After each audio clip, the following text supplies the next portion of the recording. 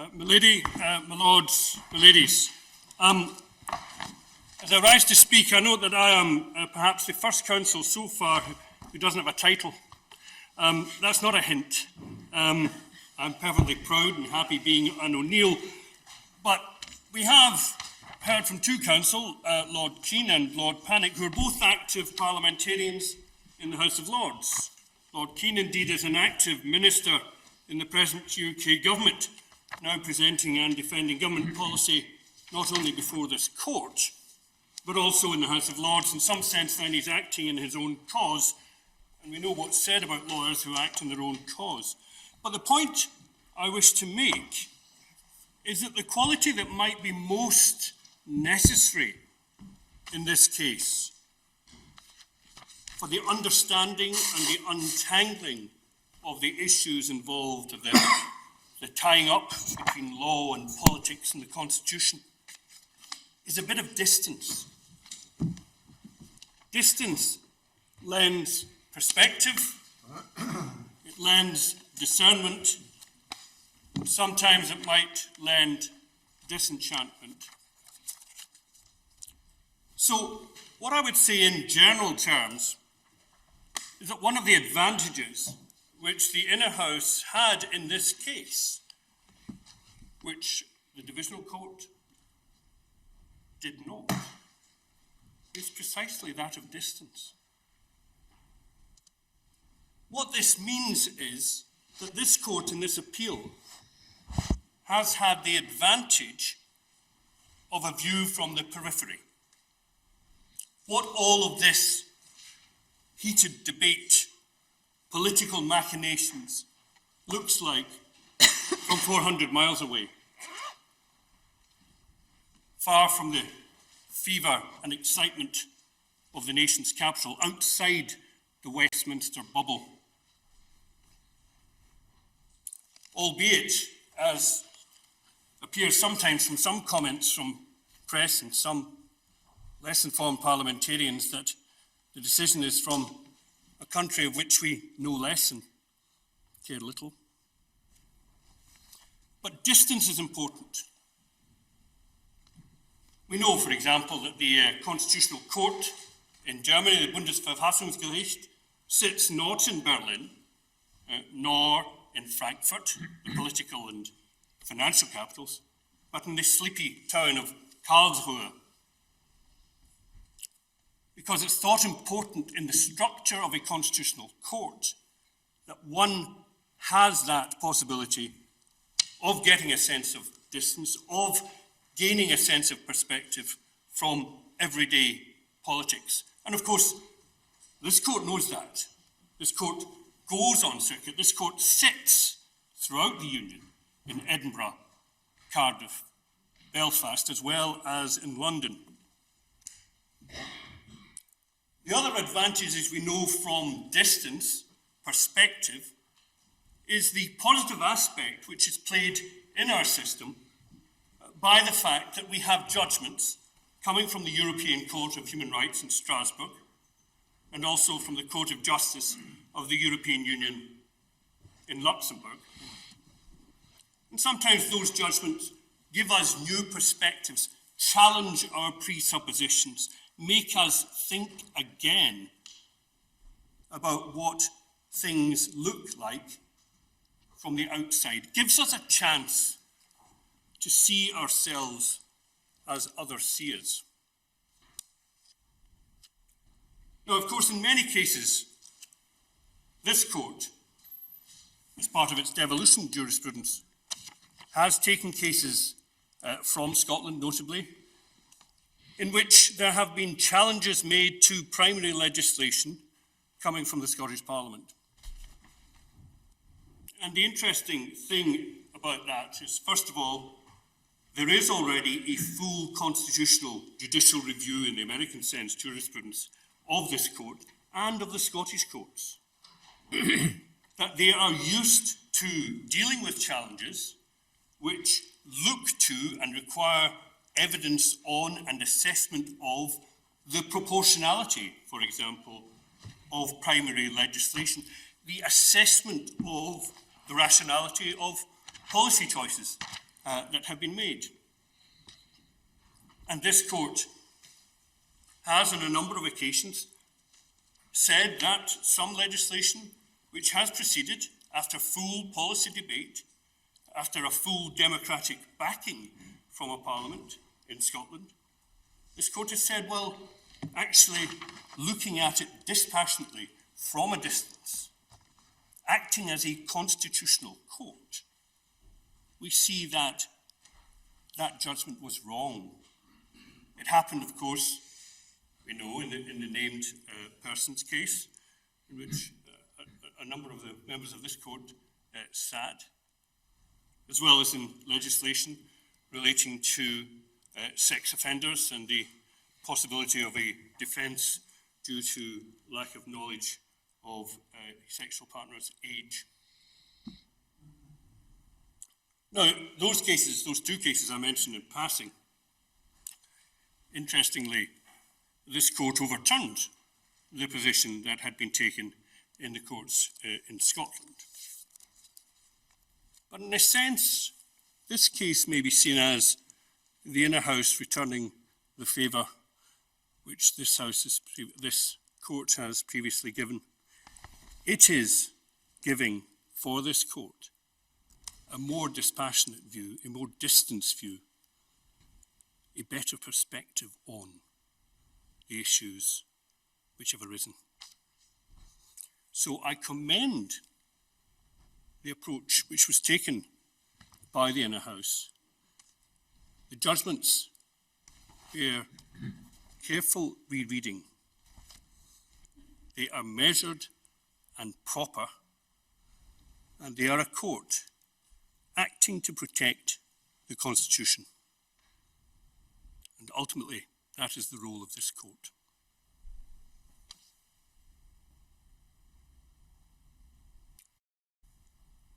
Again, by way of preliminary points, one thing which has arisen and I want to underline is perhaps the importance of history.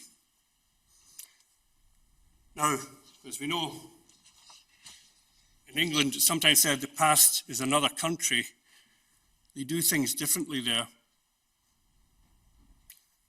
But sometimes in Scotland, and I suspect Ireland and Wales, the past isn't even past. It's here and now. For example, when the Parliament was prorogued by the Lords Commissioner coming in and summoning the House of Commons to hear the reading out of the prorogation order, a number of MPs stayed behind. A number of the Scottish ones, as I understand it, started then singing Scots Wahey. That's slightly odd, you'd think, singing a song about a battle of Bannockburn in 1314, penned by Robert Burns, singing a song about a history written in tears and blood. But the fact is, it was the first thing that people reached for. History is important. Now, sometimes it appears, from my practice down here in England, that the only two dates which are significant in English history are 1066 and 1966. And there's a bit of a gap in the 900 years. Of course, there is a reference to You might have to explain why 1966 was so particularly to the Scots. Well, indeed, I know nothing of that year. I was only 5. But there it is. There is, of course, also the other resonant historical memory is the Second World War, so we get lots of invocations of Churchill and the Dunkirk spirit and the Battle of Britain. You note that when, during the Conservative leadership election, when the idea of prorogation of Parliament by whomever was going to be the successful leadership winner of the battle, and that was being mooted, I think one of the candidates, Matt Hancock, suggested that his father hadn't landed on the Normandy beaches in D-Day to allow things like prorogation of Parliament to take place. I very much doubt that was one of the first things on his mind. But what is important from this is la longue durée, seeing things again in perspective, not just the physical distance, but seeing things, how our Constitution has developed and will develop, rather than concentrate necessarily on the immediacy of the particular machinations that have gone on in this case. The third preliminary point I want to make is about symbolism. This court is very conscious of the symbolism in its creation. I look down, there's a carpet. This isn't a commentary on self-furnishing. What it is, however, is it notices what's being said. Symbols speak. Emblems are there for a reason. And what we have before us is a court which picks out 4 national emblems: a flax, a thistle, a rose, and a leek. And it keeps on maintaining that motif. From the banner over there, we see it again. We see the flax, the thistle, the rose, and the leek embraced in an omega, the last instance, embraced in a matrix.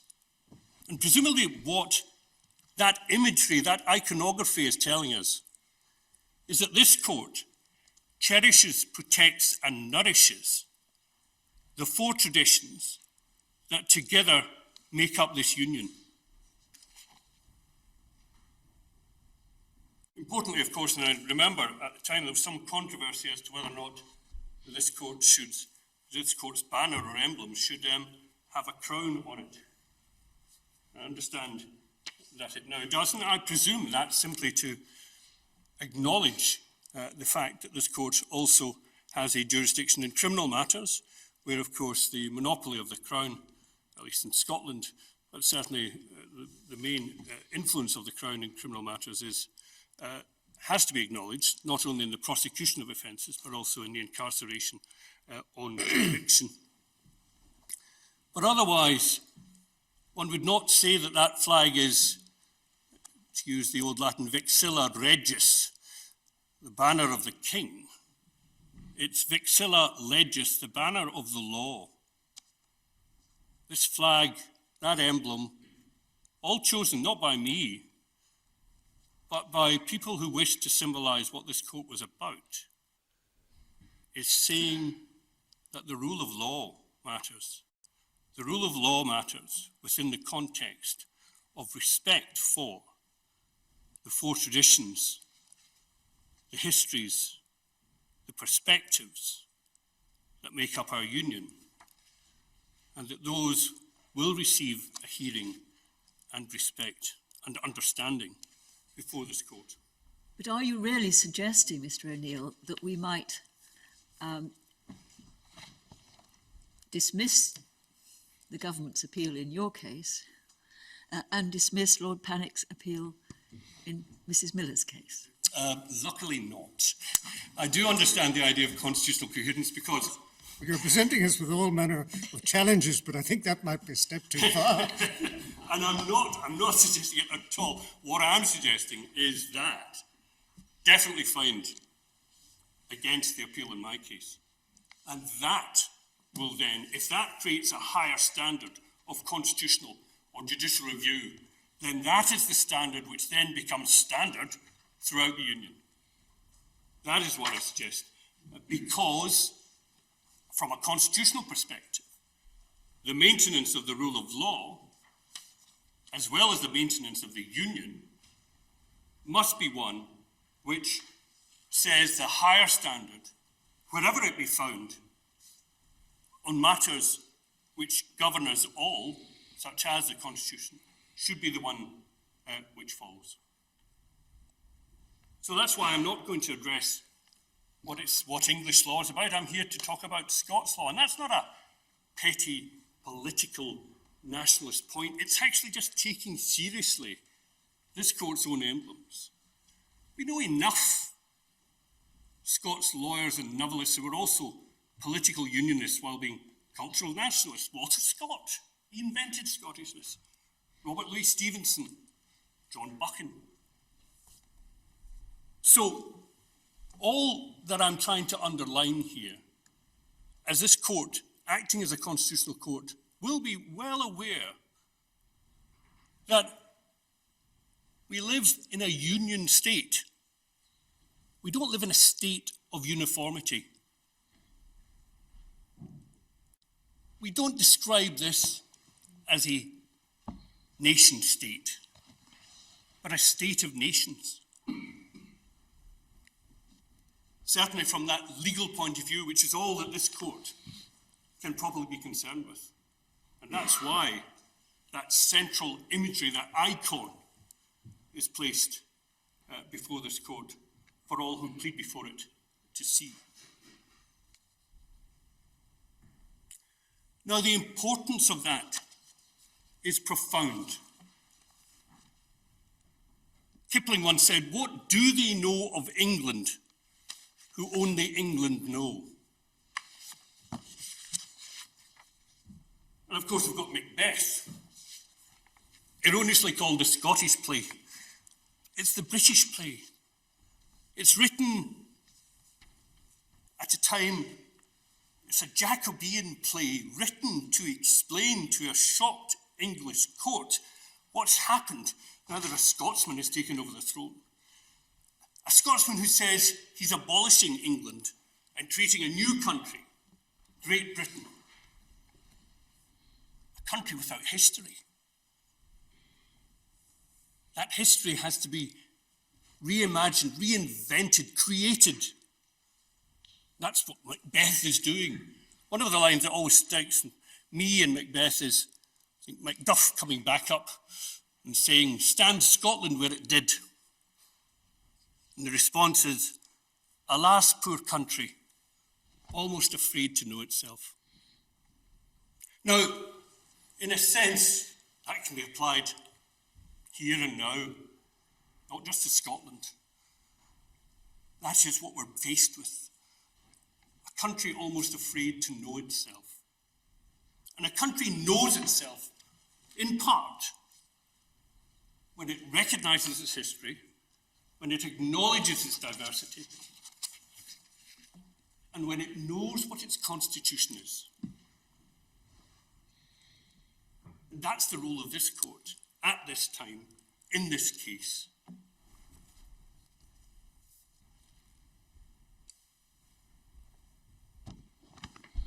And this idea of the diverse voices is again important, because one gets that necessary insider-outsider perspective, what Professor Neil McCormick at Edinburgh University would call the hermeneutic perspective, that sense of distance, that awareness of tradition, that respect for difference and diversity. So what I want again to underline in this case, because there was reference being made by the UK government, both from Lord Keane and Sir James, to how unfortunate wouldn't it be were the law to differ as between the north bank of the Tweed and the south bank of the Tweed. It would be terribly inconvenient. Well, I agree. But what I would counsel this court against finding is any new Orwellian motto, north of Tweed good, south of Tweed better. Don't presume that. This court, in looking at these issues, from two cases being heard simultaneously from two of our traditions, has the opportunity, has the responsibility of acting as the fulcrum of the union, in which the different constitutional and legal traditions which make up our union polity are heard, and by which we're all made the richer by hearing different voices from other rooms.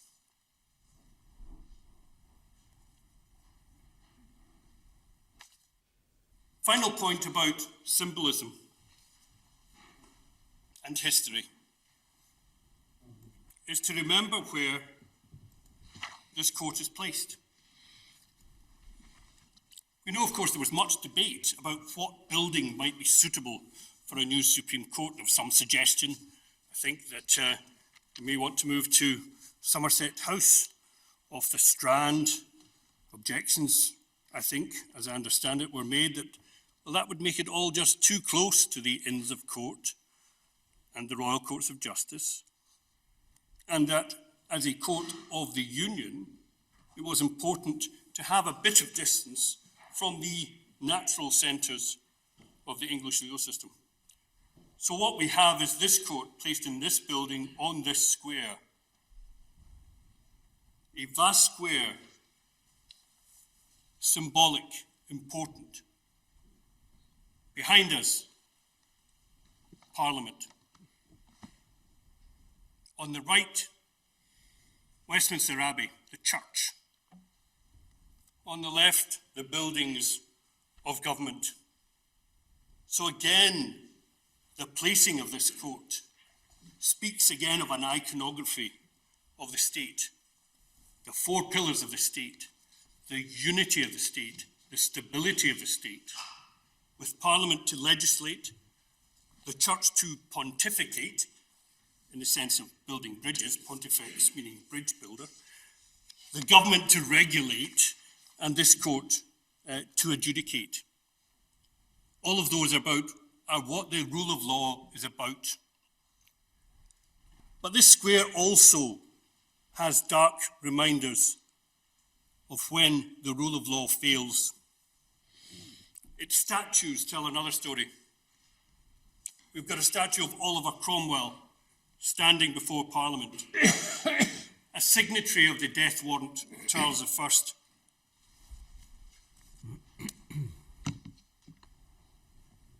And Whitehall is not simply the place where government happens, but where Charles I is executed on the orders of a man who eventually, in irritation at Parliament stymieing his policies and getting in the way of his rule, abolished it. And he then invaded Scotland and abolished Scots law. But that's okay, it wasn't a dictatorship, it was a protectorate. It was looking after you, as long as you weren't Irish or Catholic, of course. And Westminster Abbey is not simply a church. It's not simply a royal peculiar, a place where coronations occur in all their pomp and majesty. It's also the meeting place for the evangelical divines who were summoned by a Civil War Parliament in 1643 and got together and abolished the order of bishops in the Church of England and re-established it as a Calvinist Presbyterian body on orthodox Scottish lines. And we still have the Westminster Confession of Faith of 1647, which resulted therefrom, which still forms a foundational document for the Church of Scotland. So even within the church building, there are symbols of, reminders of breakdown, civil war, revolution. But we also have other statues. There's a statue of Nelson Mandela, a reminder of civil resistance against unjust regimes, but ultimately a reminder of the triumph of truth and reconciliation, the re-establishment of the rule of law, and the establishment of a properly constitutional court.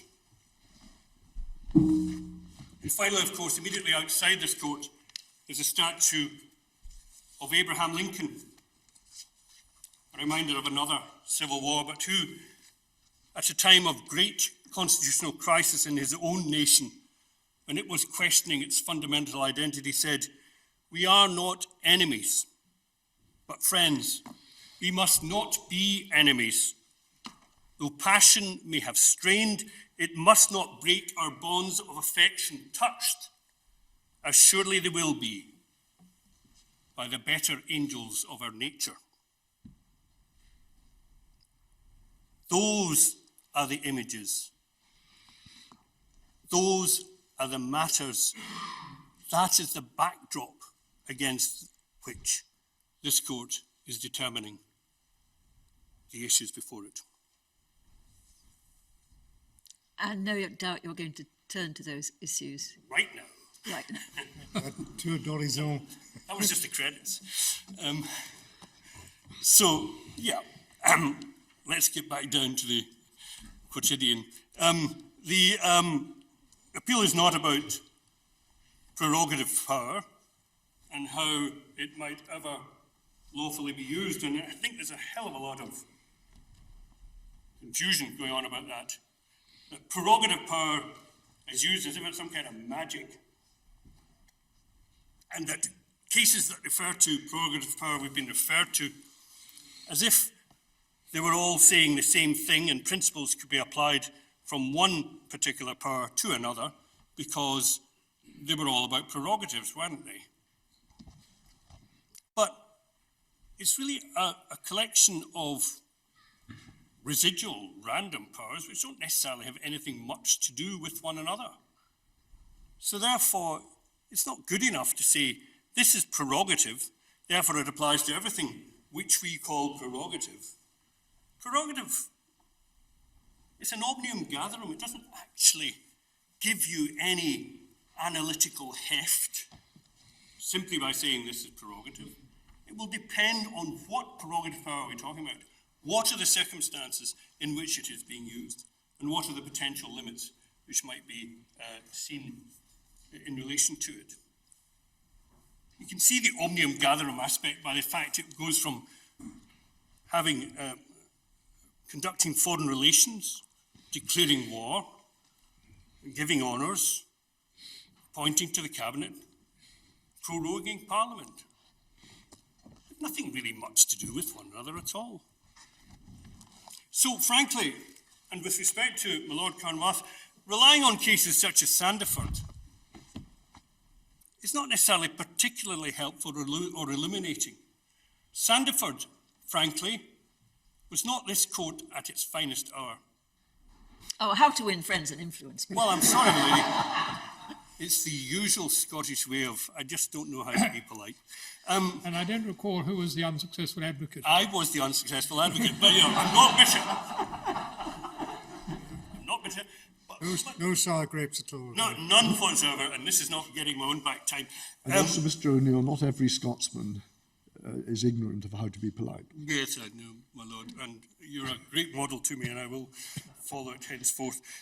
But what I would say is that Sandiford is specific to its facts, and the facts are important.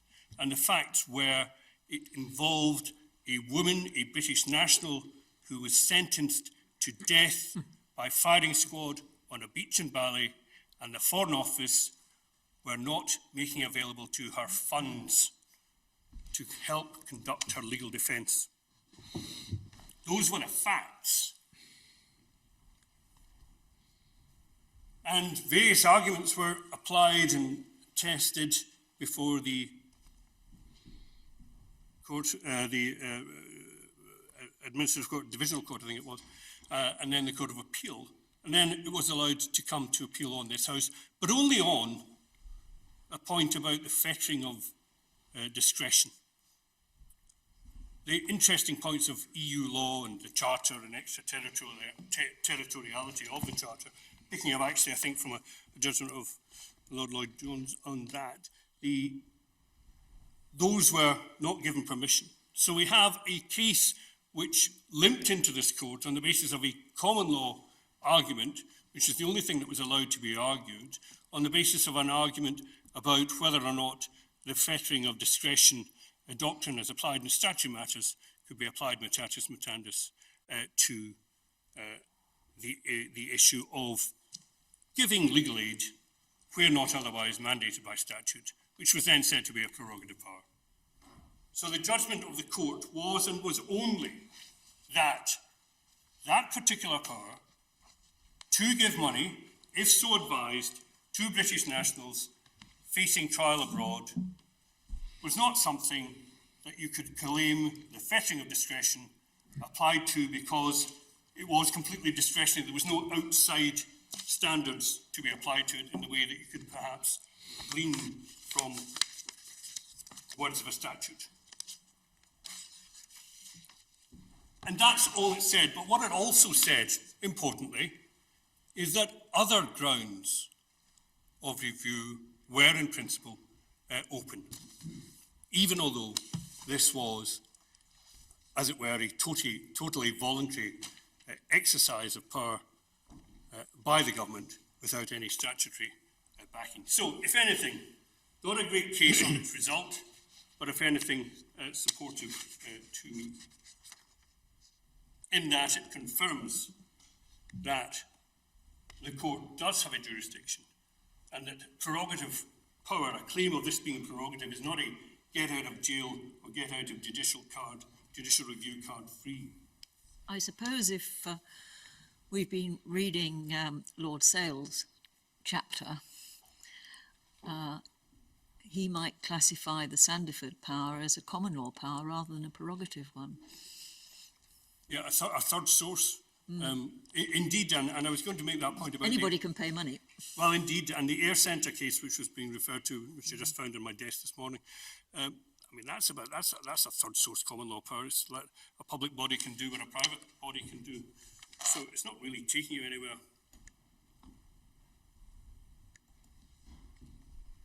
So this appeal, what is this appeal about?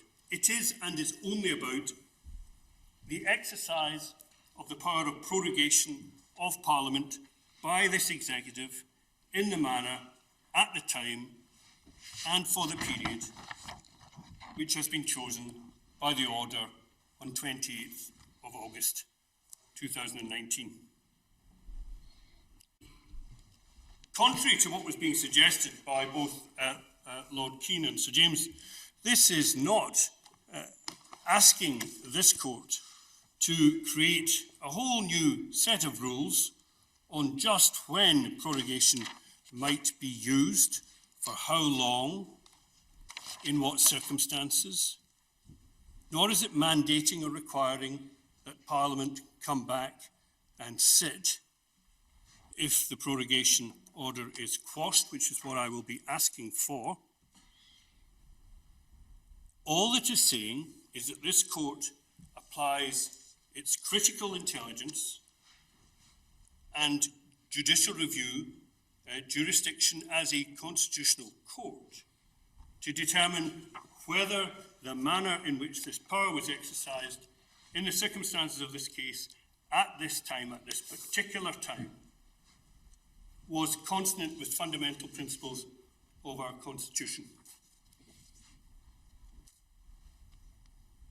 That's not something for which there are no judicial or manageable standards. That is most certainly the province of the courts to determine. Now, I've set out in the case,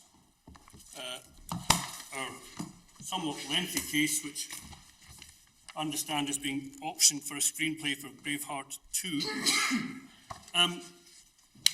But there are issues there, and I've tried to set out in bullet point where and what our Constitution requires and how best is to be understood. And really that's at paragraph 1.4 through to 1.10. And I'll just remind the court, because I have to apologise for the length of the case. It was done at some considerable haste. You didn't have time to write a shorter case. Absolutely so, my lady, and I apologise to the court for that. But, too much harder to write a short submission than a long one. It is. The amount of it's focus... a bit like judgment. Yes, but yes, it does. It requires an awful lot of time to edit down and focus and stuff, and we just had 2 days in which to produce this. So I'm grateful for the indulgence of the court in allowing the usual 50-page length to have been extended in this case. But anyway, if I just remind the court of the points which I wish to make, is that parliamentary sovereignty is undoubtedly the animating principle of the United Kingdom Constitution. We know that that means, or I say it's clearly inherent in this concept, that the executive is subordinate to the law. That's important because that basic principle seems to be being questioned at times in these febrile times and issues. But that's a fundamental principle. The executive is subordinate to the law, and it is accountable to Parliament. So the essence of our Constitution is one of accountability. Accountability to Parliament. We live in a parliamentary representative democracy.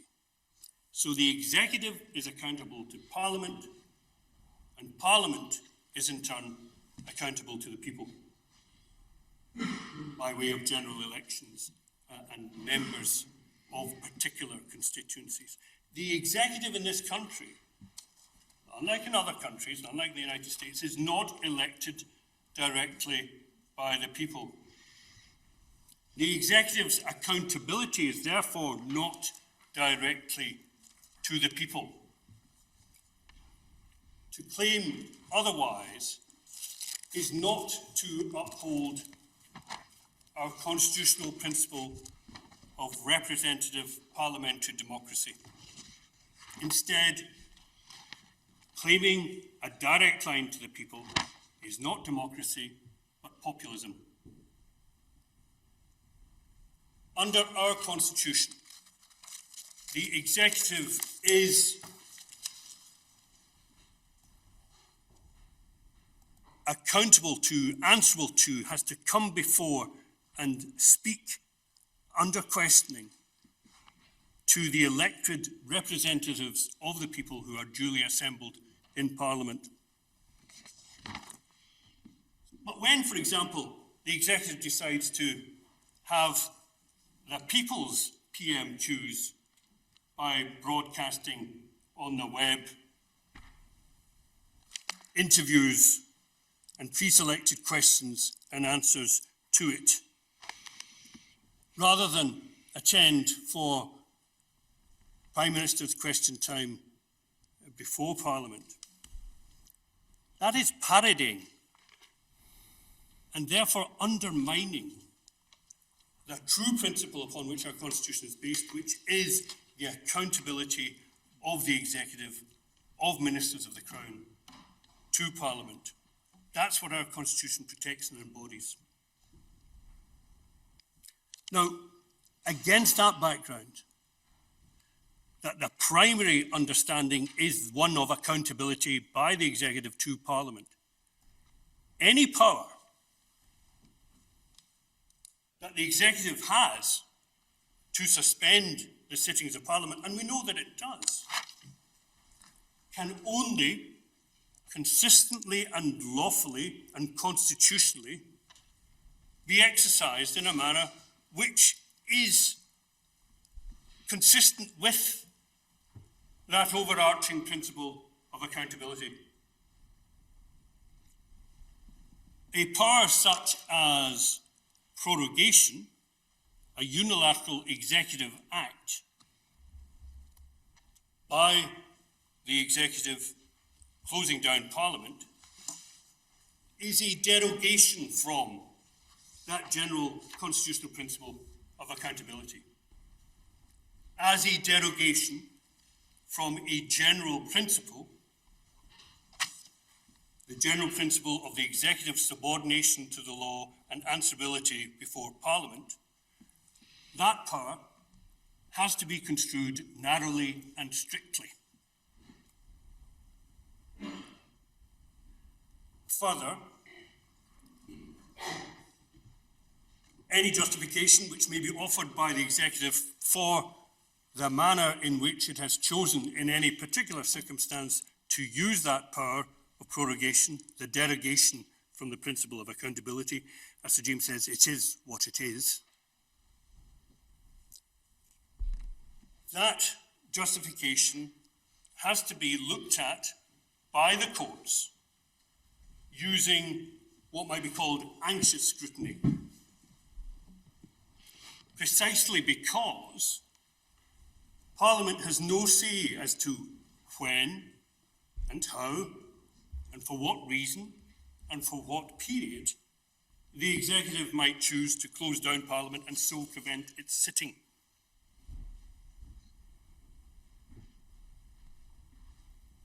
In the present case, it appears that the Prime Minister's actions in proroguing Parliament has had the intent and effect of preventing Parliament, impeding Parliament from holding the government politically to account at a time when the government is taking decisions that will have constitutional and irreversible impacts on our country.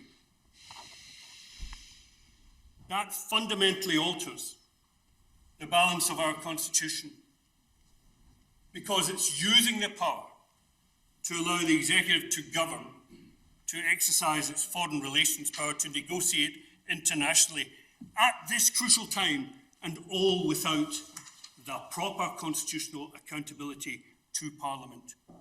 That cannot be, in the circumstances of this case, in the manner, at the time, in this period, be a lawful use of the power of prorogation.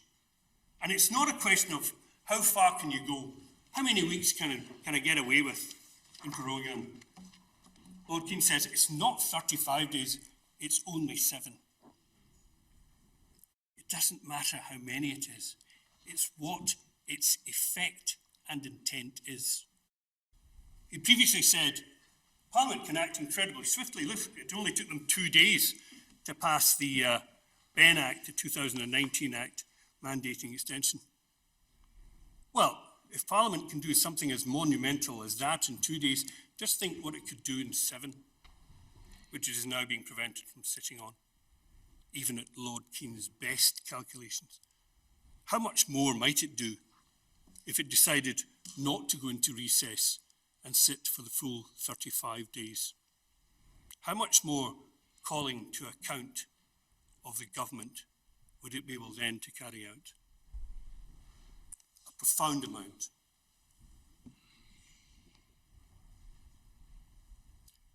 And I've said the intent and effect. This is an important point, because we're not simply concerned with the subjective motivations, the political calculations that might have led to this decision at this stage to prorogue Parliament. Certainly, that is useful to know as far as one can, assuming one can have reliable evidence, and that's a matter we'll come back to. But even if they all inadvertently blunder into something which results in a denial of the principal feature of accountability, their ignorance of our Constitution does not make what they have done lawful. That is why it is what the effect is and not simply the subjective intent. This court, as the guardian of the Constitution, sees how the Constitution is being affected by the use of this power, looked at objectively.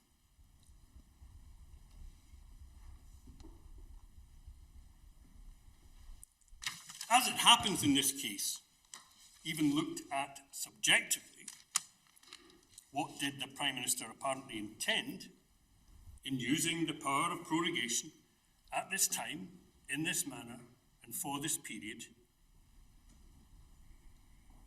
We say it was for an improper purpose and done in bad faith. Now, we know there was a letter circulated when this all blew up on the 28th of August 2019, but before I turn to that, just outlining again the timetable by which this case, the case in which I am the respondent, came to this court. This case was raised, this judicial review was raised on the 31st of July. I think first orders were granted on the 31st of July, 2019. It was raised in response to repeated leakings or unattributable briefings from well-placed Downing Street sources being using the press as a sounding board, saying something along the lines of, we can prorogue Parliament over exit day, and that will stymie any suggestion of Parliament stopping or leaving the European Union, do or die, come what may, on the 31st of October. So, relying on the precedent in the Whiteman case, which I'll be coming back to, and the broader constitutional jurisdiction in defence of the rule of law, which was articulated by the First Division in that case, we applied for judicial review and were given permission for that on the 4th of August. So long before any decision was actually taken, as far as we know, about the prorogation of Parliament, a timetable was then fixed by the court for the pleadings in the case to be adjusted on both sides, and eventually a timetable in which affidavits and other documents were specifically said to be lodged by, I think that was by the 30th of August. And then there would be a substantive hearing in the case, I think on Friday the 5th of September or thereabouts. So that was the timetable that was fixed in early August. Now, as has become plain from the extracts from the Inner House judgment that were read out from Lord Keane, pleadings in Scottish judicial reviews matter quite a lot, actually. The Lord President highlights this. He says that, in a sense, there's less of a tradition of relying upon affidavits, although they are perfectly competent and sometimes used in Scottish judicial reviews, because one relies on the good faith of counsel, properly instructed, that they will put in their pleadings a full and candid disclosure of their case, setting out just what they say their position is.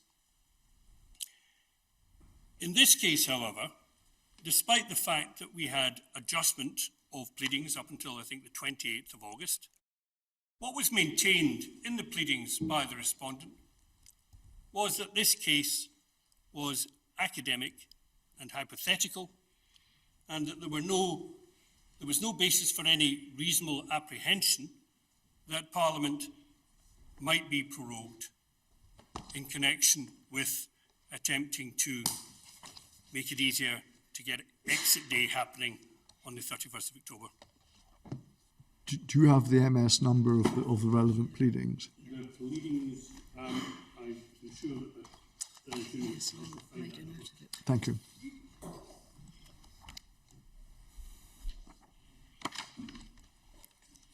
Is it 74 and 135?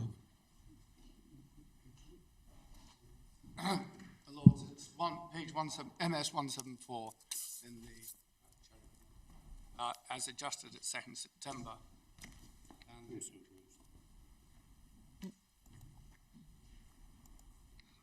yeah, the first 9 tabs, I'm told, are all the various stages of the pleadings. Yeah. My letter friend Lord Keane refers to as adjusted to the 2nd of September. There was no order allowing for adjustment as the 2nd of September. The adjustments that came in after the timetable were unilaterally put in by the respondents and had no court sanction for that. So the period of adjustment finished on the 28th of August. No application was made otherwise. But in any event, Nonetheless. There was an adjustment on the 27th. Yes, we were adjusting. I was on holiday. I was adjusting. Yes, but can you refer me to the relevant passage, please? Yes, I can refer your lordship to page 473 MS Plea Law 5 for the respondent. MS page 473, which is in the reclaiming print, page 51 of the reclaiming print. It's Sorry, we're on a document that starts at page 174 of the... But you're taking this from the reclaiming print at 473. yes. And it's plea in Law 5. Thank you very much. Apologies, the reclaiming print is tab 32. And the reclaiming print is simply the pleadings as were before the inner house. And, What's the date of this? This would be on the early September. 2nd of September, I think, was the last amendment. Yes. So this was the government's position on 2nd September. Yes. Yeah. But it had been the government's position throughout. Yes. I just wanted to, I understood your point, I just wanted to substantiate the text. Yes. Thank you.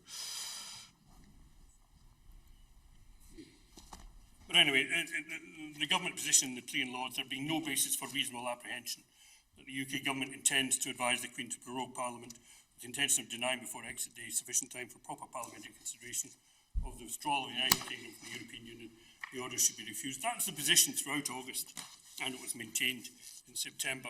And there are pleadings which go on to that. That was the reason why... Yeah, sorry, I just want to get the dates right.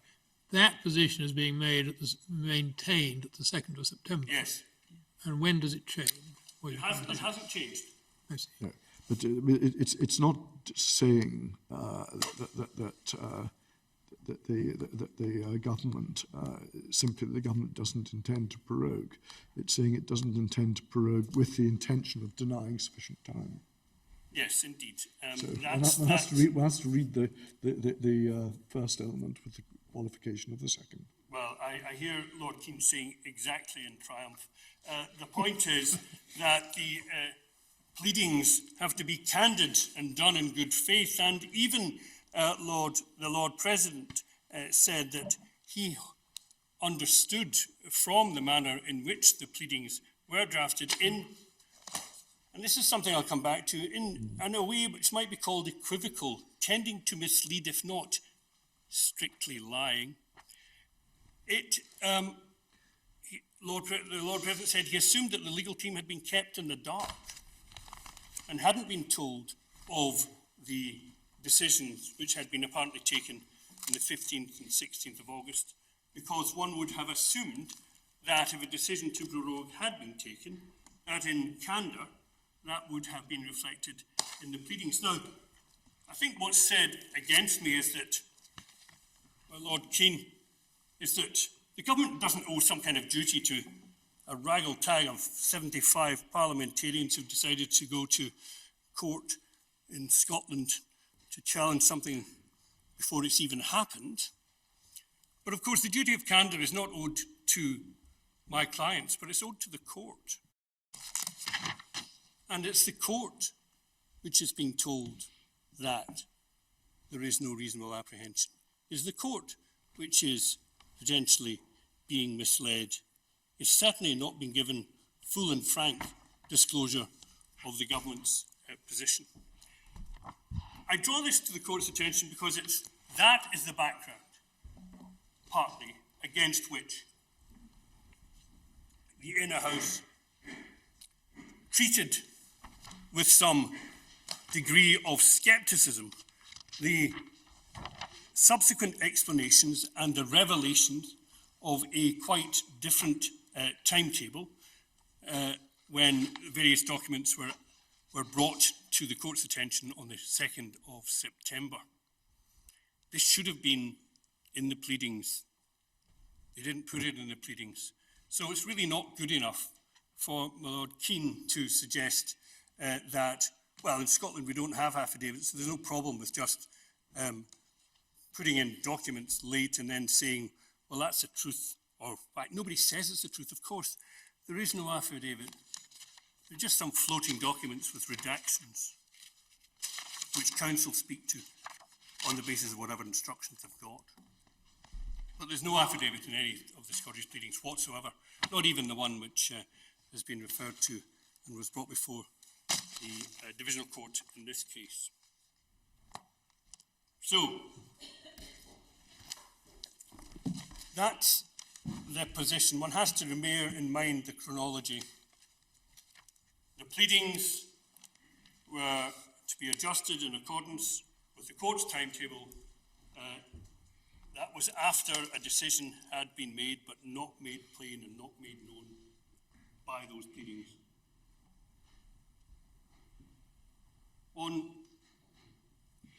Wednesday, the 28th of August, we eventually do get the confirmation of what had been trailed in unattributable briefings throughout the month of August and July, and in fact, prorogation was in fact going to be used. But the cunning change in it, the unexpected zigging instead of zagging, was that instead of having prorogation over Brexit Day itself, they would just take a big chunk of time out before Brexit Day. So, for example, the Northern Ireland Executive Formation Act 2019, the provisions which were added in against government opposition by backbenchers from Dominic Grieve to Lord Anderson of Ipswich, were predicated on what was then being leaked as government plans of proroguing Parliament over exit day. And so therefore the mischief which they were being told was contemplated was going to be blocked by amending the 2019 bill accordingly. But the cunning response of the government to that, which they now rely upon here, is that, well, that's what Parliament intended in terms of its not wishing to be prorogued over a crucial time. So if we can find time within that timetable of the 2019 Act, that means we're acting lawfully.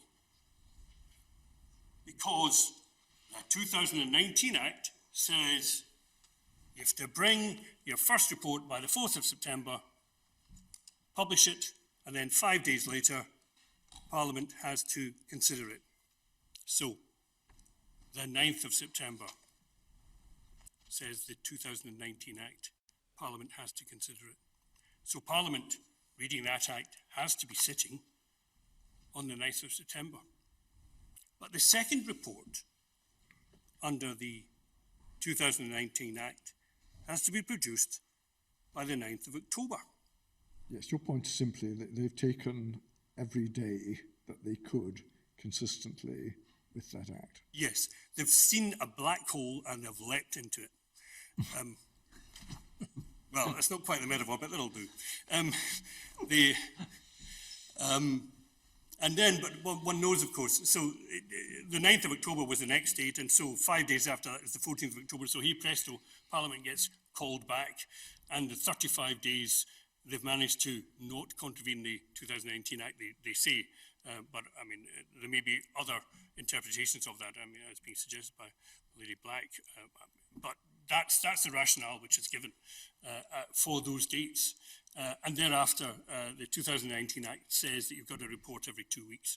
So clearly what that had in mind was you're not going to prorogue us over Brexit Day, and so what they've done instead is, well, we'll prorogue you for the bit you forgot about. You know, it's clever perhaps, but is it constitutional? What's its intent? What's its effect? That's the question for this court. So the reasons, the only publicly published reasons for the decision to prorogue at this time, in this manner, and for this period, were produced in a letter from the Prime Minister dated the 28th of August, the day of the prorogation, to MPs. It might be worth just having a quick look at that, although it might be difficult to find. It's in the Miller bundle. Miller Trial Bundle, tab 47, MS page 354, or page 417 of the hard copy PDF. It's the other way around. PDF hard copy, page 354, MS page 417.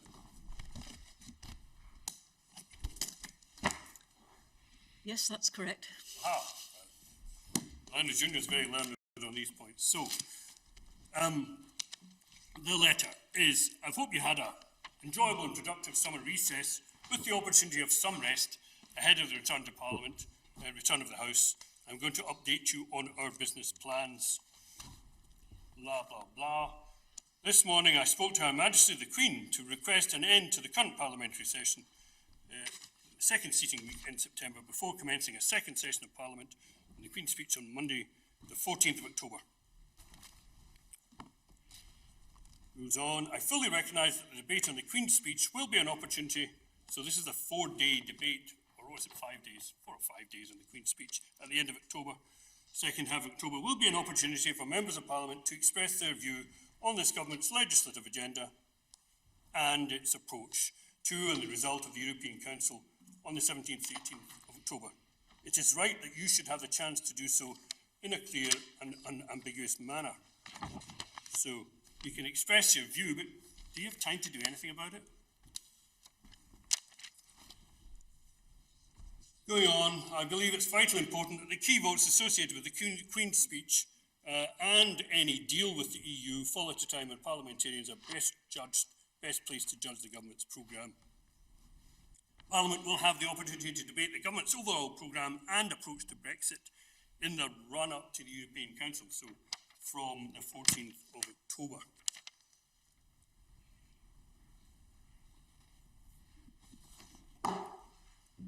Should I succeed in agreeing a deal with the EU, Parliament will then have the opportunity to pass the bill required for ratification of the deal ahead of 31st October. It's not really giving very much time for passing a bill on something potentially rather contentious, even with the best will in the world, and I'm not sure there's so much of that around at the moment. The fact is that we're going to have 5 days spent on our Queen's Speech debate, and then somehow it looks like the expectation of the government is that Parliament will rubber stamp whatever deal it manages to wrest from the European Union and pass a bill giving effect to its terms. It doesn't shout parliamentary accountability to me. Finally, I want to reiterate to colleagues that these weeks leading up to the European Council on the 17th to 18th of October are vitally important for the sake of my negotiations with the EU. Member States are watching what Parliament does with great interest, and it is only by showing unity and resolve that we stand a chance of securing a new deal that can be passed by Parliament. In the meantime, the government will take the responsible approach of continuing its preparations for leaving the EU with or without a deal. Now, we can interrogate this. And we can interrogate this with some scepticism. I note that my Lord Reid yesterday suggested that it was important to look at the particular memos and the wordings used and the reasoning given. That is absolutely right. It is important. But it is also important that you do not give the government the benefit of any doubt in this matter because of the manner in which the documentation has been produced, and that there is therefore, the case law is quite strong from Das and the judgment of Lord Sales in first instance in that case, which we've looked at. But it goes back not simply to Das and to the Belize International decision of Lord Walker, but it goes back to Padfield. And I'll come on and take particular, I will show the passage in Padfield I refer to. But it shows that in circumstances in which these documents have been produced, in the manner they've been produced, without a supporting affidavit, with redactions, which are claimed and then leaked from time to time, that this government should not take on face value. This court should not take on face value what is said in those documents. The point I was making wasn't so much that they should be taken at face value as that they should not be ignored. Oh, absolutely not. I don't want to ignore them. It wasn't apparent to me that the various factors put forward in the minute and reflected in the other cabinet documents had been taken into account in the opinions of the inner house.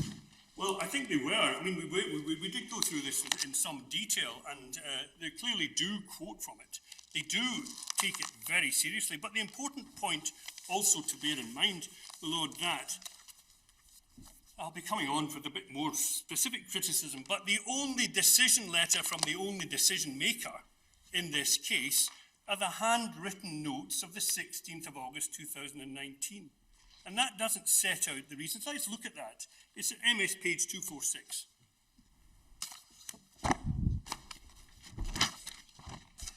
Now, there is a document beforehand on the 15th of August which sets out a variety of more or less plausible explanations. I think it's, if you're working from paper page, it's 316, I think. Is this the Prime Minister's comment on the Da Costa memo that you're talking about? It's in our bundle. It's in, sorry, I'm back to the Miller bundle. I don't think I need you. I mean it's your bundle. the Cherry bundle. I'm giving up on Miller. Okay, so it's, can you give me the MS number again, please? The MS number on the Cherry bundle is 246. Thank you.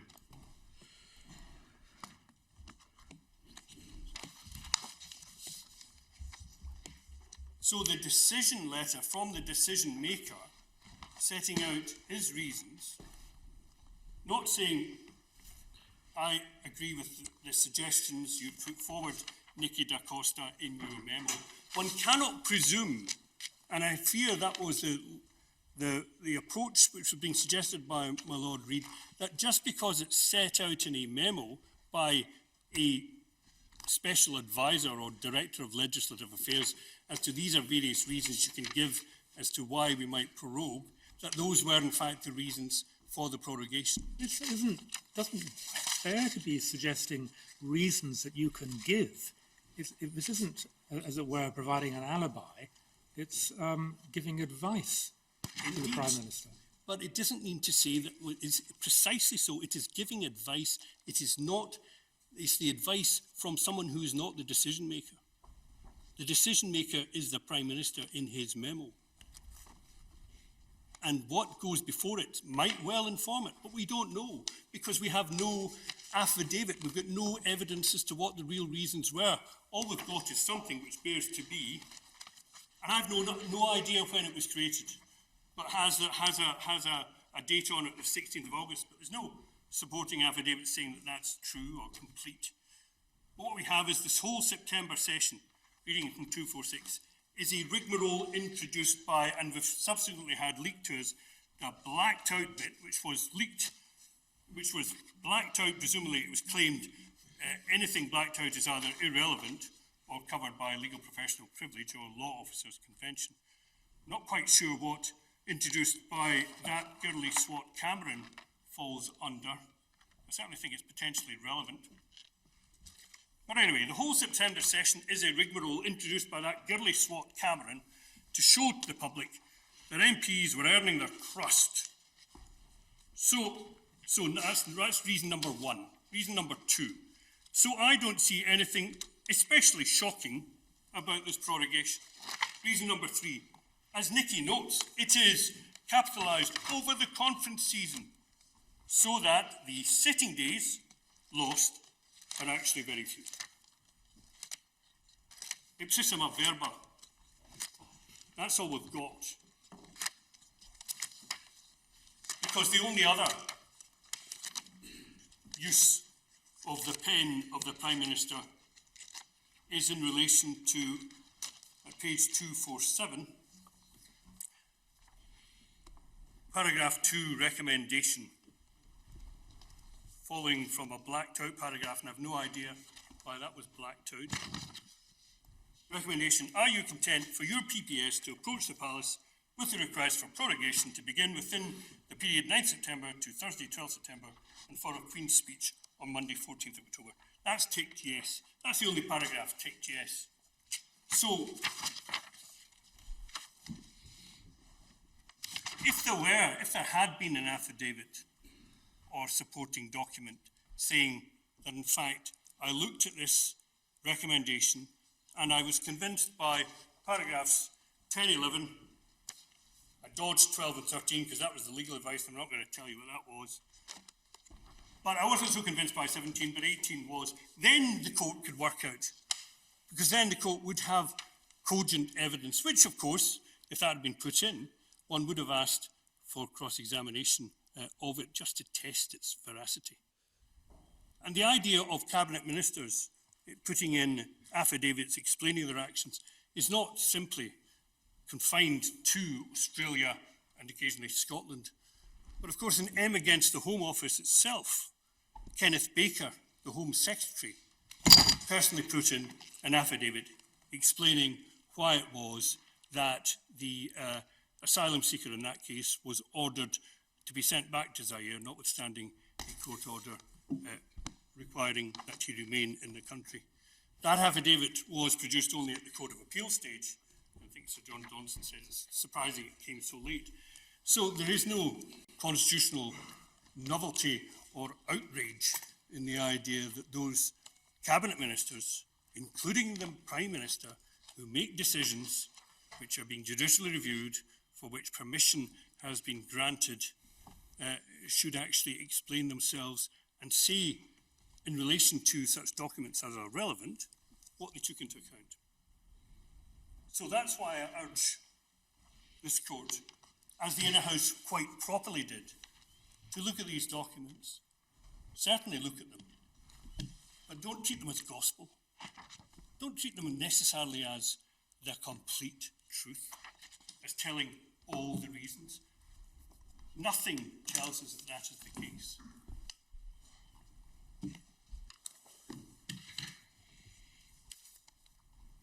When you say the complete truth, do you mean not the whole picture, that there might have been an elephant in the room when the document was written, as it were? The document might have been written knowing that it might subsequently be challenged. The decision might be challenged, and therefore they need cover. For example, my Lord Reid is looking perturbed and upset. I'm looking sceptical about that suggestion. There's no reason to look sceptical. You can look upset, but the fact is, read the documentation, and it says, we know this will potentially cause us a challenge. We have no affidavit that says this is true and complete. An affidavit would say this is the truth, the whole truth, and nothing but the truth. One might not think that a government would engage in high politics, or would engage solely in high politics, as opposed to low, dishonest, dirty tricks. But I'm not sure we can assume that of this government, given the attitude which has been taken publicly by its advisers and by the Prime Minister himself to the notion of the rule of law. So, look perturbed, look upset, but don't look sceptical. Look at the documentation.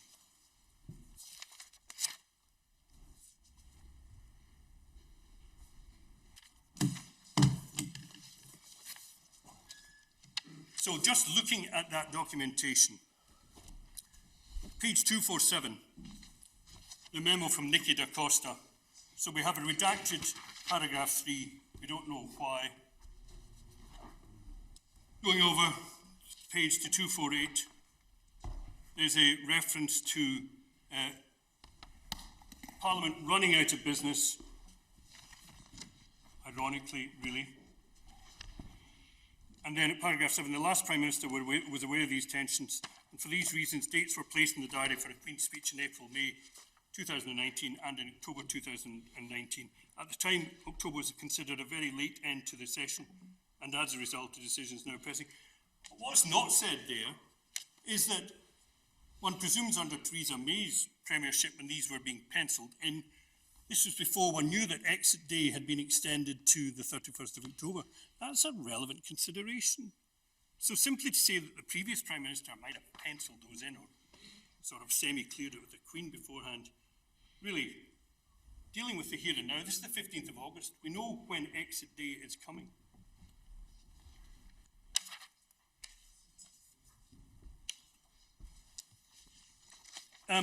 Going on to paragraph 14, next page 249. Finally, politically, and so yes, we get the big blackout of the legal. Wonder what that said. And the point which I make, I repeated before the Outer House and before the Inner House and before this House, is that we and you, this court, should see the full unredacted versions of these documents for what they're worth. Because in putting in these documents in the manner in which they have waived such claims as there might be to legal professional privilege and legal advice privilege or law officers privilege. There's case law to that effect, a decision I think which my Lord Reid was involved in the Inner House, Scottish Lion Cooperative, a If you don't have a copy of that, I'll get it to you, but I've quoted the particular passage on that. It's good law. It's law which applies to this case. But let's say with what we've got, work with what we've got, the redacted versions. Paragraph 14, finally, politically, it is essential that Parliament is sitting before and after the EU Council. That's the one in 19th. Oh, we know not why politically it is essential, but that's what's said. MPs and peers must be in a position to consider what is negotiated and hopefully pass the withdrawal agreement bill. Well, you never know, they might not, but at least they'll have seen what it was. If there is no deal, they need to have an opportunity to hear what you have to say and respond accordingly. That's all very true, but do you think that giving Parliament, 10 days, if after your 5 days of chatting about the Queen's speech, is going to be enough to respond accordingly or hopefully pass the withdrawal agreement bill?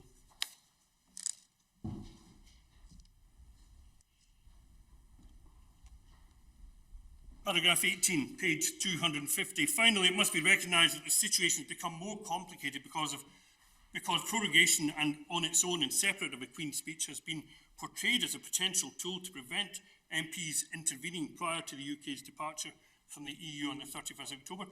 Who portrayed it as that? Well, I think it was a decision that was first mooted, I think, by Jacob Rees-Mogg in March, now the Leader of the House. Gosh, trahison d'éclair. It's from within government itself, now government itself, the suggestion that prorogation be used as a tool to prevent MPs intervening in the departure of the EU, the UK from the EU. And it's been portrayed as such in various leaks from non-attributable sources in Downing Street, which of course is what prompted this petition being drafted at the end of July in the first place.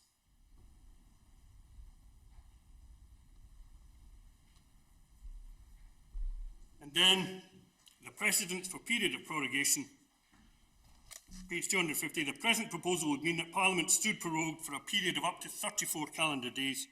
However, given the expected conference recess period of typically 3 weeks, the number of sitting days lost by such prorogation would be far less than that. 1 to 3 sitting days during the week commencing 9th September and 4 sitting days during the week commencing 7th October. Well, of course we know there is a vast difference, and I will go on to that, between if Parliament chooses to vote in favour of it going into recess for the conference period and it being unilaterally, without warning, told that the leader, Lord President of the Privy Council, is on a flight to Balmoral to get the Queen to sign off on the prorogation for which you've been given no prior notice. In essence, Mr. O'Neill, your argument is it not, that this memorandum, properly analysed, outlines possible lines of defence to the portrayal of the length of prorogation as a means of stifling debate, rather than actually addressing and articulating the practical reason for choosing 5 weeks. Yes, absolutely so, my Lord. And again, if one reads critically, and maybe cynically, the documentation, we see that if you dig deep enough into it, it looks like the real reason is perhaps coming out, rather than the one which is being presented for messaging purposes. If we see at page 266, which appears to be the Cabinet memorandum which the government has given us the privilege of seeing, minutes of the Cabinet meeting.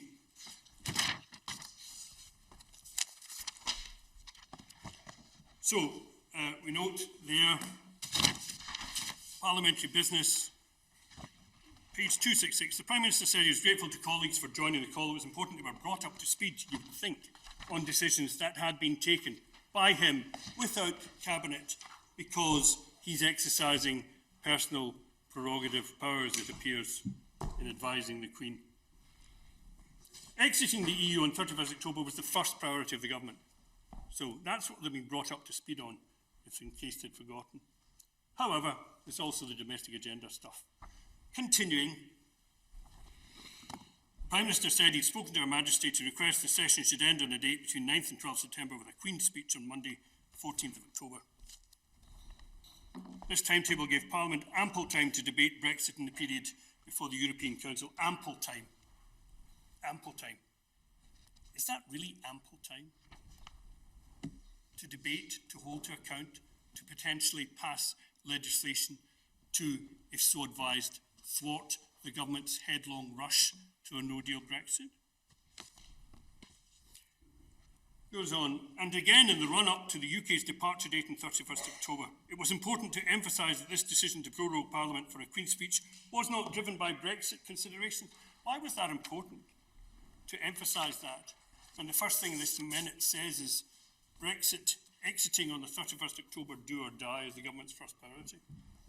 Going over the page, the discussion says, page 267, any messaging should emphasise that the plan for a Queen's speech was not intended to reduce parliamentary scrutiny or to minimise Parliament's opportunity to make clear its views on Brexit.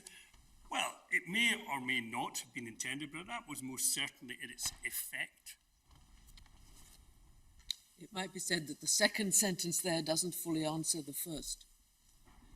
Yes, indeed, Parliament had already had a significant opportunity to debate Brexit and would still have remaining time to do so before 31st of October. Likewise, it was crucial that parliamentary colleagues understood that the government was still seeking a deal and that this plan would allow a withdrawal agreement to be approved by Parliament if a deal was agreed. Again, the presumption is Parliament's just there to rubber stamp whatever they managed to get back. Therefore, any suggestion that the government was using, using this as a tactic to frustrate Parliament should be rebutted. D. The terrain between now and October would be rocky. The government would be attacked for this decision, but it would be manageable. So, the Lord Reid, that points up the awareness of the potential for attack. It doesn't specify whether in the courts or politically, but they certainly are aware of its controversial nature. Going on, 268, subparagraph F, it was important that the messaging did not appear to pit the government against MPs. Then going down the page to the penultimate paragraph, continuing, the Prime Minister said it was vital to persuade and enthuse parliamentary colleagues to get behind the government's plan. The EU were likely to hold out for Parliament to block Brexit while they thought that was possible. That's important. That's a consideration. The EU are relying on the democratic elected representative legislature to express its will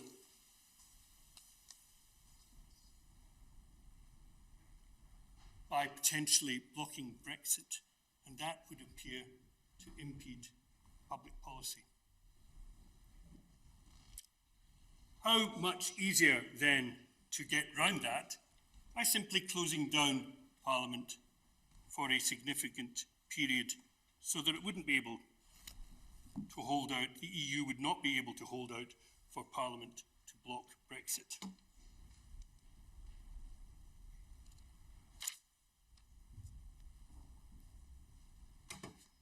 Going on, the backstop was fundamentally undemocratic. It bound the UK into EU laws. It gave Dublin a greater say over matters in Northern Ireland. Progress with the EU should not be exaggerated. It was substantial. While there was a good chance that a deal could be secured, there was also a high chance it could not. Success would require a united and determined approach. So that's what this is about.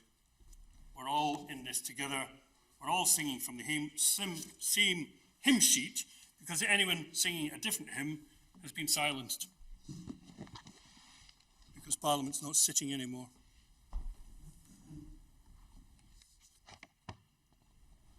So, yes, those are the documents which have to be read in full and carefully and sceptically. And that is not some kind of, as I say, constitutional innovation. I referred the court to the case of Padfield.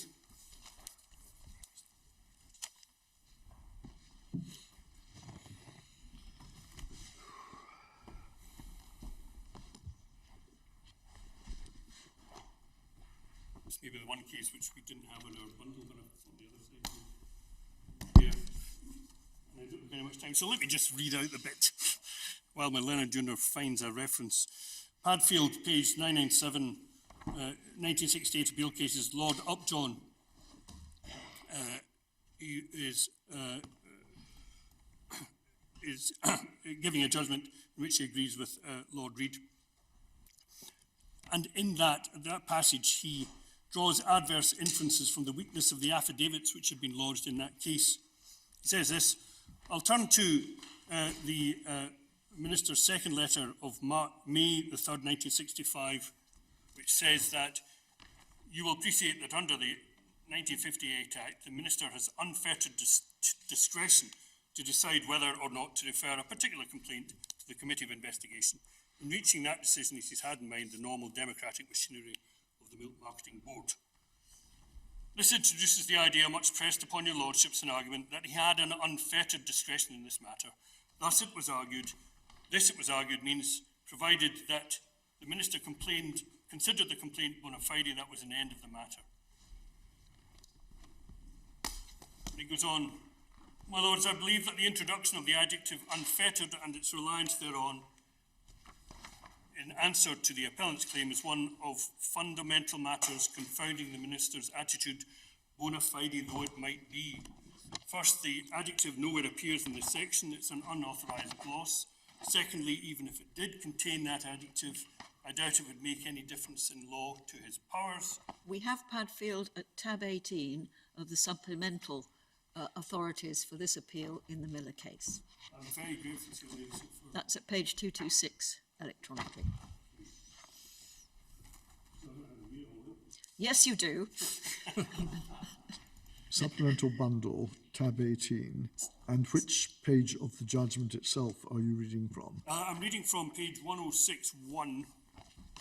Thank you very much. I think that was from 1060, but I'm going on to 1061. Thank you.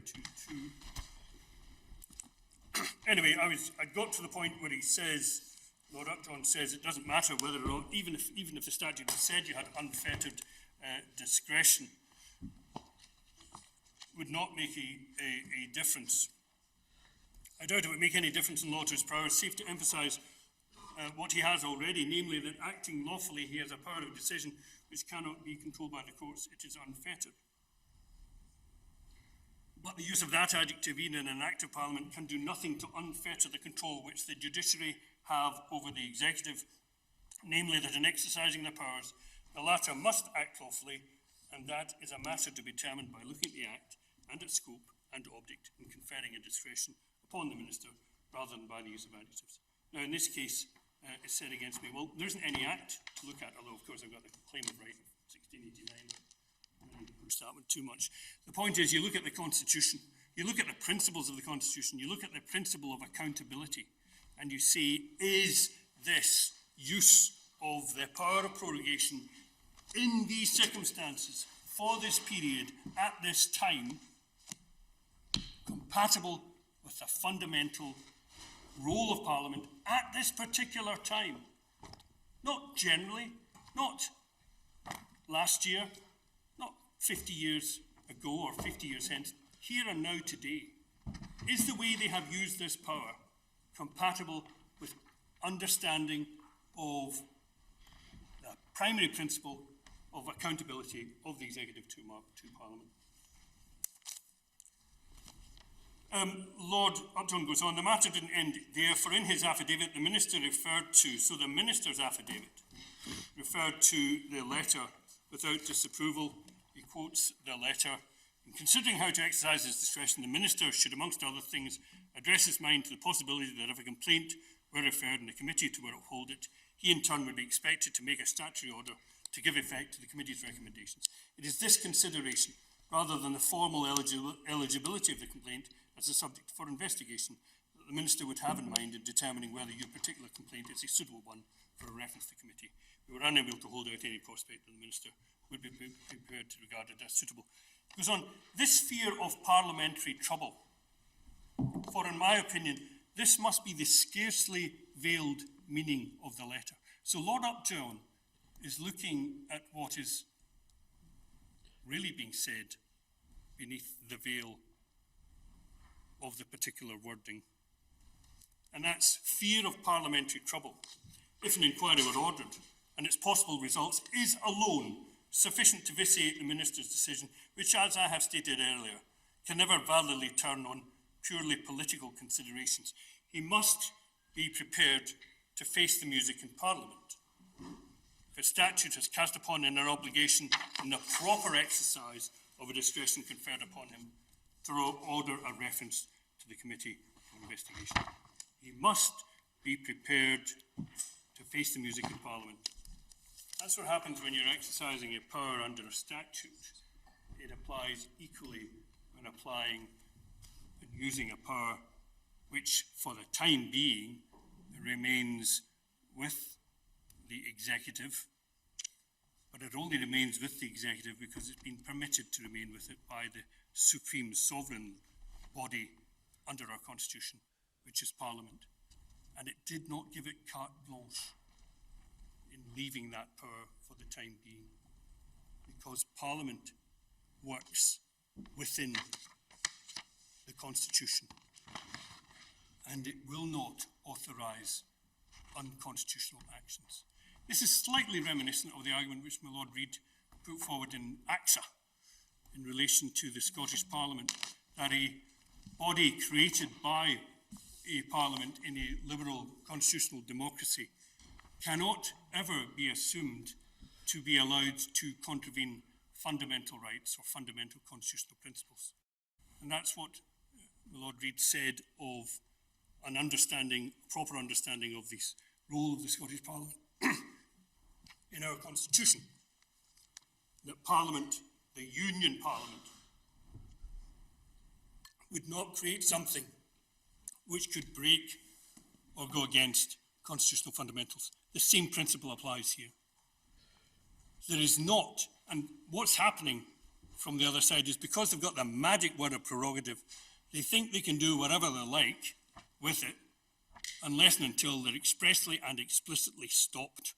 Hence the argument about, well, we managed to find the black hole of the Northern Ireland Executive Act and everything else is political, and so courts stand back. That's not how the Constitution works. Everybody is subject to the law. The executive and the Constitution. The executive, Parliament, and this court. No one has unfettered power. No one has absolute power. That is what the Glorious Revolution was about, the 1689 settlement. It was precisely to say that, no, there are no sources of power direct from God, unfettered and unchallengeable and unaccountable, which rest in the executive in this country. It is Parliament which reigns here.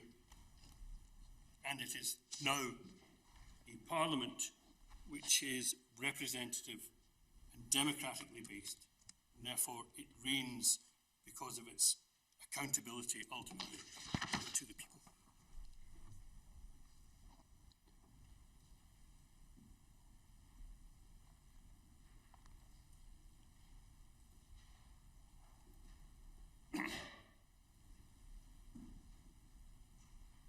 So,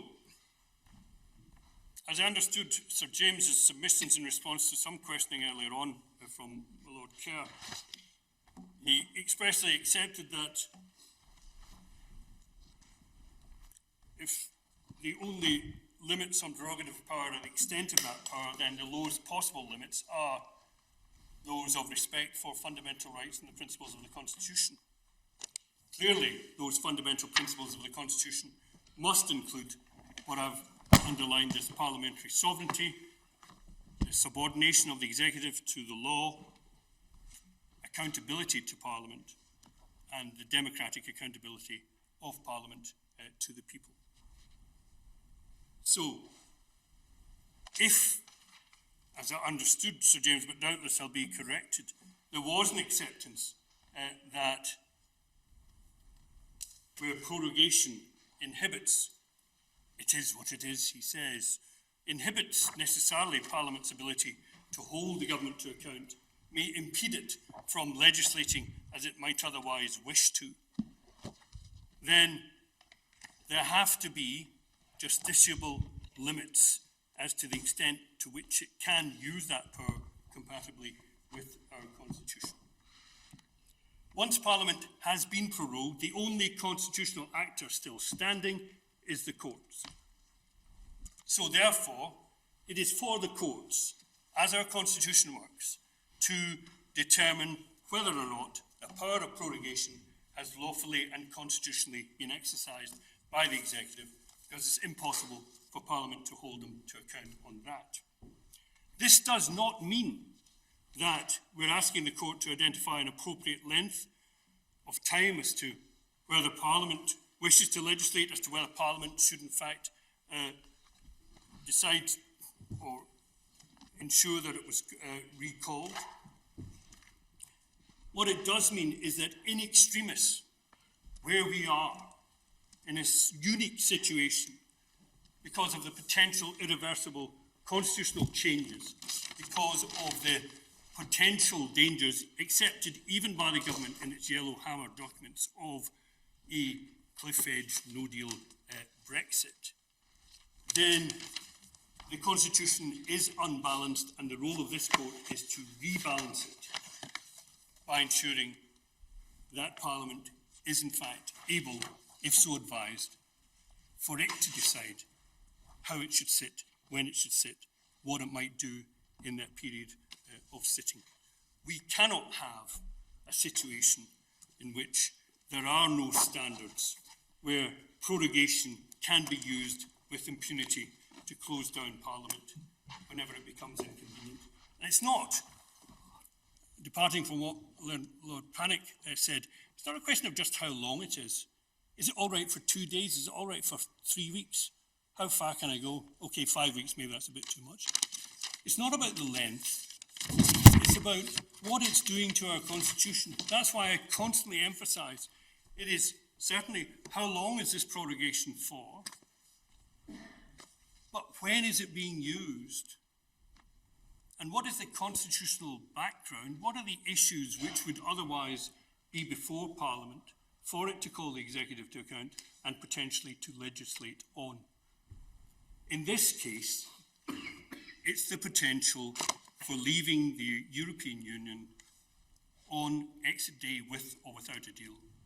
We know that the intention of Parliament in the 2018 Withdrawal Act, clearly the terms of Section 9 and 13 of that Act, say that Parliament has to be involved in those decisions, in the decision as to the terms upon which we might properly leave the European Union. This is not a matter for Foreign Affairs Prerogative or the like, for the Crown to enter into such treaties, international agreements, as it thinks best.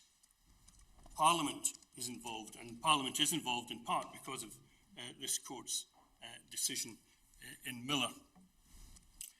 But picking up on what was done in Miller, which reaffirmed that constitutional principle that the Crown has no power to attenuate, modify, remove individuals' rights, and that included EU law rights, and that therefore, at the very least, there needed to be parliamentary authority for any such action which did impact upon individual rights.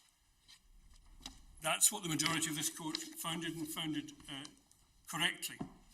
Where the court perhaps went slightly wrong was in falling for the bullet being fired from a gun analogy, upon which, having accepted that, it was said that notification in and of itself was sufficient to impact upon individual rights. Well, we always have a difficulty, don't we, especially in a public law case, as to whether we should accept the agreement of the parties as to what the state of affairs is, which, of course, for obvious reasons, the parties were in agreement as to that matter, or whether we should challenge it and not accept it. That is always a difficult question. Rightly or wrongly, we decided to accept the agreement of the parties. I'm not being critical. It may sound of being critical. I'm not being critical. All I'm saying is that we read Miller now In the light in the of manner Whiteman. as Lord Carnwath presently saw it, saying that this is a bad analogy. It's going to take 2 years before that bullet reaches a target and affects the rights. Whatever the particular facts of Miller, I mean, the principle established was clear. Yes, absolutely. The principle is absolutely right. But the point is that in the light of Whiteman, the full court decision in Whiteman, it is clear that notification is in those 2 years revocable, that the bullet can be called back. And so therefore it's only when it actually hits the target, and it only hits the target when the United Kingdom ceases to be a member of the European Union, and it does that by operation of Article 50, subsection 3, that the principle in Miller that the executive cannot do this on the basis of its prerogative or powers alone, but has to be expressly authorised by Parliament, then applies. And we're still waiting for the authorisation of Parliament to allow for that. Section 9 of the 2018 Act and these memos are predicated upon the idea that once a withdrawal agreement comes back, then Parliament will pass a statute which will do the necessary Miller thing of allowing individual rights to be affected by the withdrawal of the United Kingdom from the European Union.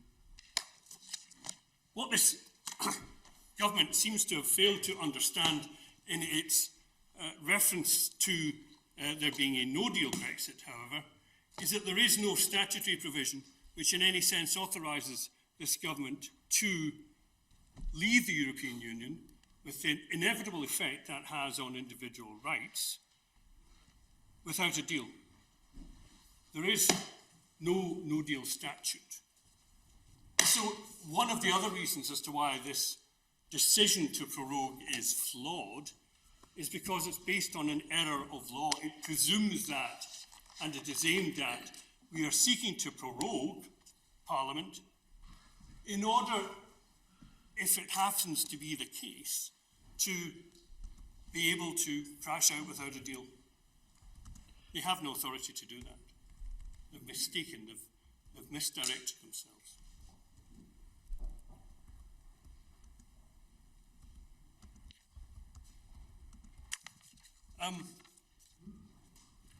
The issue of the interlocutor pronounced by the inner house that we're going to deal with, I know we've got 15 minutes left, so we're going to have to not talk too long. Also,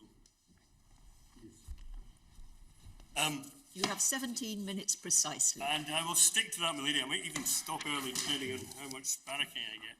But that's... Barracking? Oh dear. Let's not go there. No, indeed, let's not go there. Okay, the interlocutor was pronounced by the inner house in accordance with standard practice of the code of session, which is that if you have a order which is found to be ultra vires or have been issued unlawfully, then you reduce the order. It's a nullity, it's null and void. That's standard procedure. It makes everything clear, everybody knows where they are. That's why we reduce it. So there's no scope for misunderstandings or further equivocations or briefings or the like. The order is a nullity, it is a dead order. Now, perhaps in the more sophisticated jurisprudence of the courts of England and Wales, there is suggestion of ultimately the remedy being a matter for the discretion of the court using its equitable judgment in all those circumstances. Now, that's not really been developed, frankly, in the Scottish jurisprudence. There's a passing reference to the idea in the judgment of Lord Hope in EBA against the Advocate General, 2011, UK Supreme Court cases 29 at paragraph 27.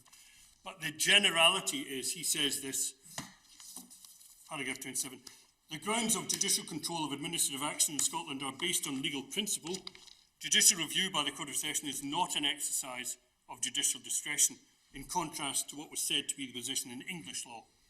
Every person who complains he has suffered a wrong because of an error or abuse of the power conferred on a decision maker is entitled to apply to the Court of Session for judicial review as of right, in exactly the same way as he could have done by way of ordinary action before the rules of court were amended.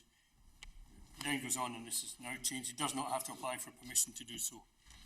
And then concludes, although the court has a discretion to refuse a remedy in judicial review on what may be described as equitable grounds, it has no discretion to refuse to entertain a competent action.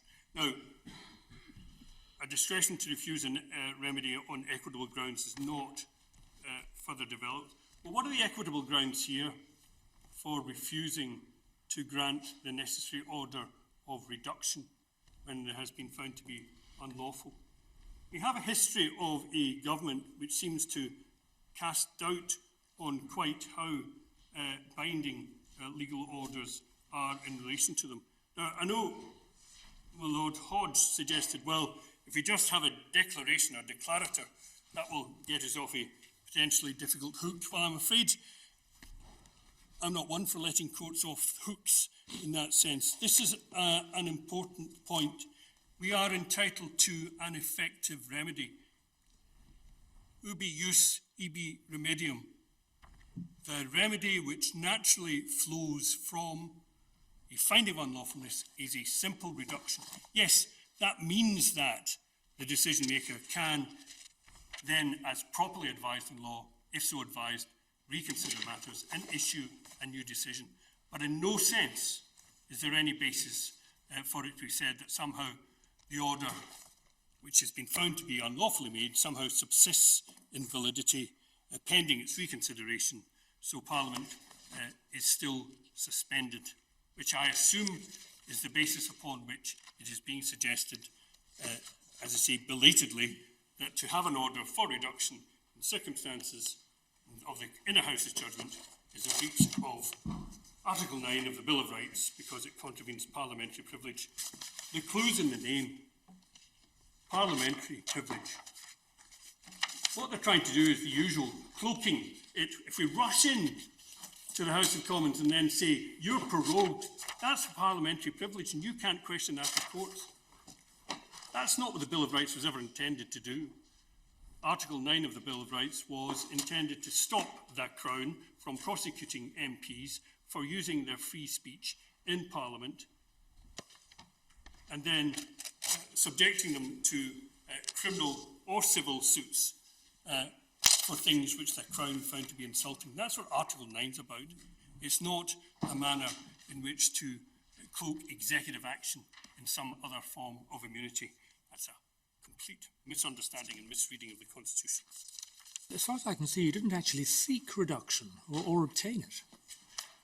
The remedies sought in Article 18 were declarator and interdict. Yeah, well, and what you also got... have to remember, we stuck by the rules and the timetable in this. Yeah, what you got is a declarator. Yeah, no, but we stuck by the rules and the timetabling on this. So, what, and also, as always in judicial review petitions, it says, or any other remedy as the court sees appropriate. Yes. Now, in this case, the pleadings were finalised on the 27th of August in accordance with the court's interlocutor. Now, that was before the prorogation happened. So we've never had an opportunity of responding and taking into account the prorogation. We've done a really quite a good job, actually, in anticipating what they might have done because we read the Observer. But that, you know, if I had the opportunity, and if I didn't, but because the court fixed the timetable, I finalised the pleadings at the date the court asked. They subsequently added something in, but we've never had an opportunity of responding. So I rely upon the general judicial review request of any other remedy as is appropriate in the circumstances. And the remedy which is appropriate in the circumstances, we were originally seeking declarator and interdict. We now seek declarator and reduction in accordance with the principle of effective remedy. And reduction of what?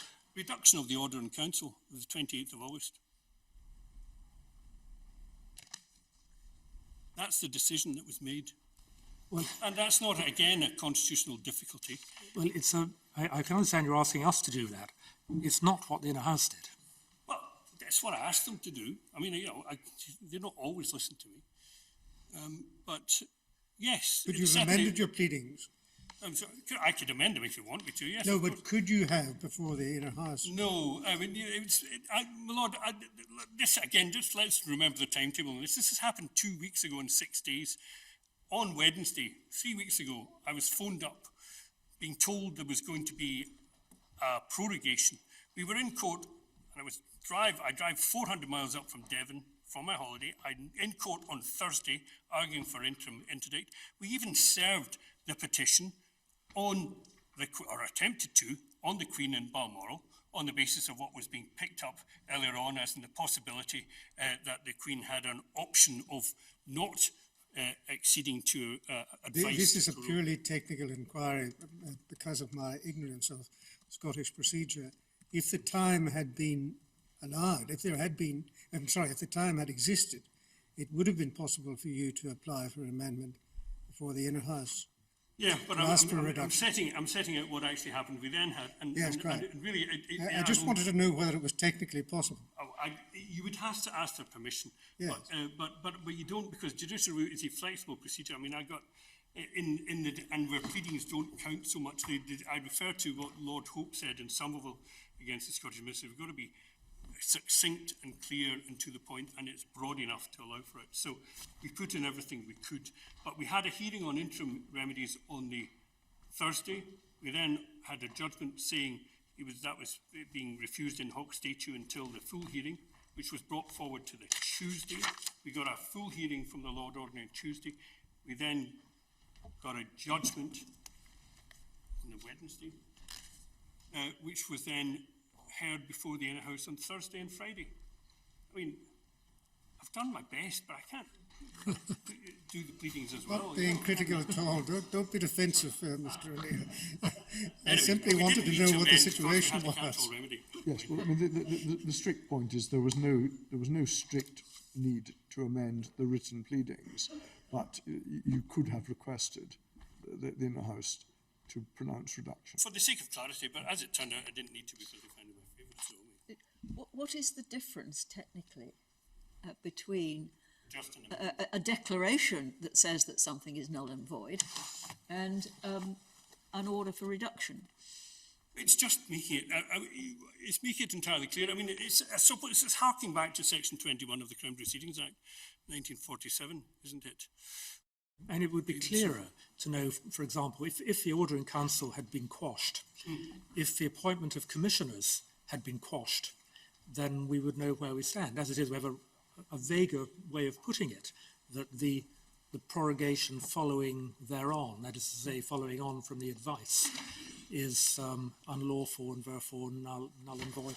Well, the particular wording of any declarator is a matter ultimately for the court doing justice in the circumstances of the case. I can suggest what the declarator might be, but ultimately the court pronounces its interlocutor in appropriate terms.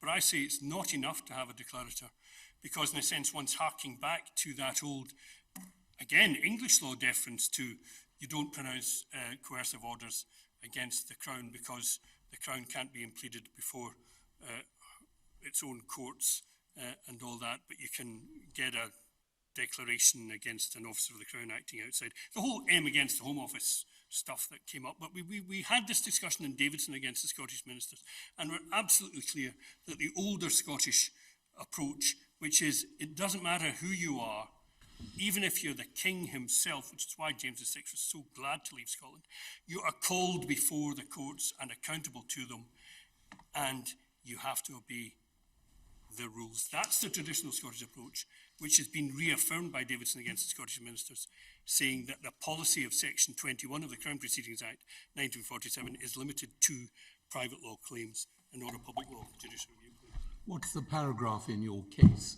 that indicates an aspiration to have reduction?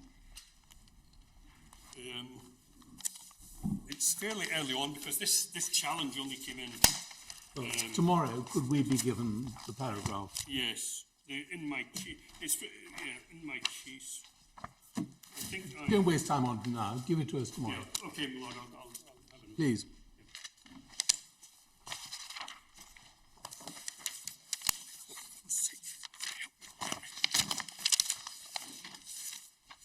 Anyway, many of these arguments were run before, and there's a transcript handily of the arguments I ran before the Lord Ordinary. If there's any suggestion that anything or much of this is new. One point I do want to highlight again is this internal issue about is being suggested. I think that Parliament could have, in the short period it had left to it before prorogation, once it knew about prorogation, have legislated to have against its prorogation in some way, instead of spending what little time it had on passing the Ben Act requiring an extension. So, second-guessing Parliament. So I think the suggestions then made, because it didn't do that, then Parliament's perfectly happy to be prorogued, and it would be an intrusion on the separation of powers if this court were to suggest otherwise. Well, I'm sorry, but the whole point about an act which would affect the prorogation power, the prerogative, is one which Erskine May tells us requires the Queen's consent to the bill. So this government could have said, if you try and affect our prorogation power, we will not give the necessary assent to the bill before it even gets to through the whole processes of Parliament and is set to royal assent. So they held all the cards in that regard, and it is not, in fact, the case, as was suggested, that somehow this court can draw an inference from the fact that Parliament, in this short time that it had, didn't legislate against the prorogation which had been ordered against it. Because there's certainly no suggestion I heard from anyone appearing for the government in this case that, of course, the government would have assented to any such bill had it even thought to put it before the House. Erskine May is absolutely clear on this. Paragraph 9.6 and 30.79.